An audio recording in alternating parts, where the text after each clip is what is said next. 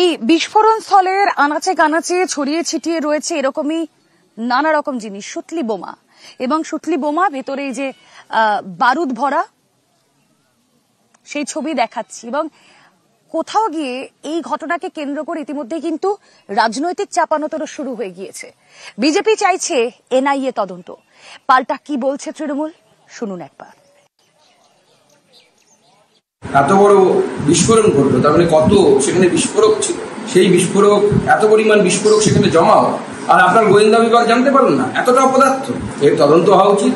NIA তদন্তের জন্য আমি হোম মিনিস্টারকে লিখবো, সঠিক তদন্ত কারা এর সাথে যুক্ত। গোটা দক্ষিণ 24 পরগনাটা, আর এখন এই মুহূর্তে উত্তর 24 পরগনা টার্গেট হয়েছে। এই দুটো জেলাকে জিহাদিদের অভয়ারণ্যে পরিণত করার চেষ্টা করছে। গ্র্যাভিটিটা দেখে মনে হচ্ছে যে সিম্পল বাজি কারখানা কিনা, এটাকে বিশদভাবে বিশ্লেষণ করা প্রয়োজন। ইমিডিয়েটলি দাবি করি কলকাতা হাইকোর্টের সিটিং জাজকে দিয়ে এর তদন্ত হওয়া প্রয়োজন।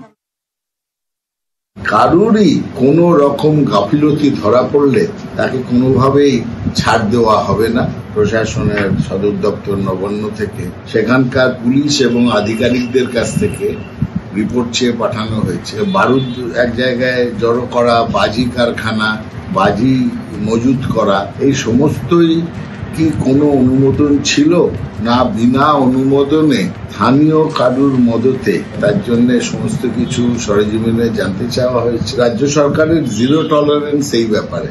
নজরদারির খামতি তো নিশ্চয়ই আছে, নইলে বিনা অনুমতিতে থাকলে এরকম গড়ে ওঠা সম্ভব নয়।